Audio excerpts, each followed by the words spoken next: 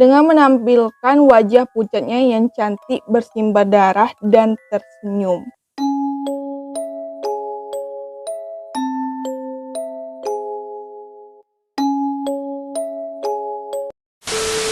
Assalamualaikum warahmatullahi wabarakatuh. Halo semuanya, selamat datang kembali di channel aku.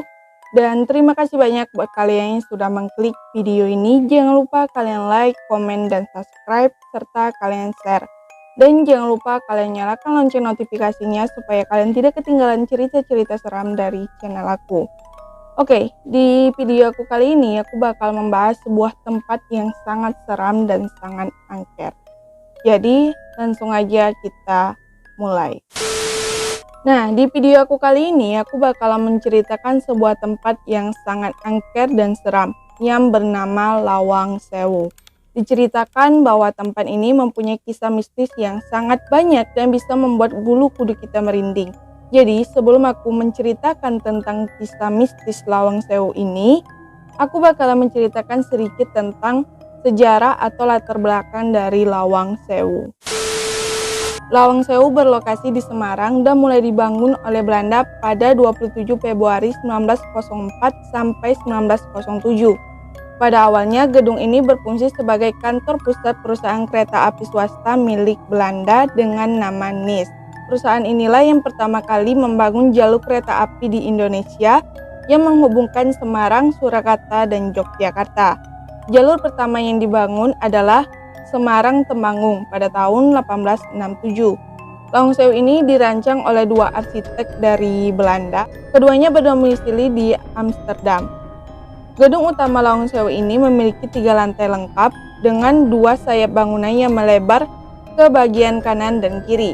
Jika kita memasuki gedung utama, kita akan menemui tangga besar yang membentang di hadapan kita dan menuju ke lantai 2. Di antara tangga terdapat kaca gelas berukuran besar dengan gambar 2 wanita Belanda dan semua bentuk bangunan mulai dari pintu hingga jendela memiliki ciri khas arsitektur Belanda. Selain jadi kantor, Lawang Sewu juga berfungsi sebagai penjara. Di balik hingga-hingga pekerjaan perusahaan kereta api, Lawang Sewu juga memiliki sisi kelam yang jauh dari kesan sebuah perkantoran. Selain lantai 1 dan 2 yang berfungsi sebagai kantor ini juga memiliki ruang bawah tanah dan lantai 3. Lantai 3 berupa loteng dan ruang bawah tanah yang berfungsi sebagai penjara bagi para tahanan di masa penjajahan. Ketika Indonesia jatuh ke tangan Jepang, ruang bawah tanah dan loteng ini menjadi penjara paling kejam. Selain itu, Lawang Sewu merupakan saksi bisu pertempuran antara Angkatan Muda Kereta Api atau AMKA dengan tentara Kepetai dan Kidobotai dalam peristiwa pertempuran 5 hari di Semarang dari tanggal 14 Oktober sampai 19 Oktober 1945.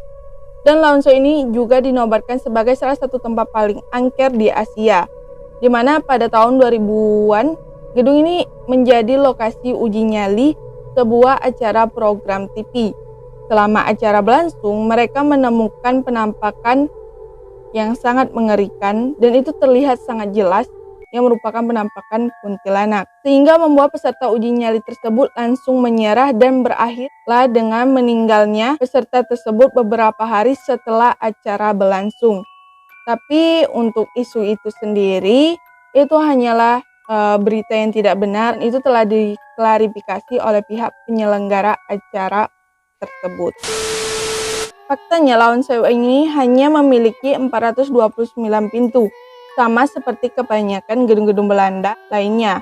Lawang Sewu ini memiliki jendela besar yang jika dilihat dari kejauhan maka akan terlihat seperti pintu. Dan itulah alasan kenapa orang-orang menyebut gedung ini sebagai Lawang Sewu atau gedung 1000 pintu. Nah, jadi itu adalah sejarah singkat dari Lawang Sewu. Dan di sini aku bakal mulai menceritakan tentang cerita seram dan kisah-kisah mistis dari Lawang Sewu. Yang pertama ada kisah hantu noni Belanda. Nah, menurut mitosnya, dahulu ketika masa penjajahan Jepang terjadi kasus pemerkosaan tentara Jepang terhadap sekitaran puluhan noni Belanda. Usai diperkosa di Lawang Sewu, tentara Jepang tersebut langsung memenggal kepala noni-noni Belanda yang malang itu. Dan itu juga pernah dikatakan oleh sebuah kesaksian seorang pria yang mengaku melihat penampakan sosok noni Belanda ini ketika dirinya sedang memancing di sekitaran Sungai Lawang Sewu. Pria itu mengaku melihat sosok si noni Belanda ini, namun dia hanya mondar-mandir dengan menampilkan wajah pucatnya yang cantik bersimbah darah dan tersenyum. Yang selanjutnya adalah misteri teriakan. Nah, kisah horor ini juga datang dari salah satu bagian depan halaman gedung, yakni sebuah sumur tua yang setiap harinya selalu dikunci dan tak pernah dibuka. Sumur tua itu berbentuk sebuah tembok tinggi dengan bagian dasar tanah dan bagian atapnya adalah genting warna merah. Konon di malam hari dan sepi kerap terdengar suara teriakan kesakitan, tangisan, dan ketakutan dari tentara Belanda. Sejarah menyebutkan di tempat itu banyak tentara Belanda yang tewas disembelih oleh para tentara Jepang sehingga kawah mereka menjadi penasaran. Yang ketiga, kisah mistis selanjutnya ialah aroma aneh ruang bawah tanah. Di ruang bawah tanah Lawang Sewu ini terdapat penjara berdiri.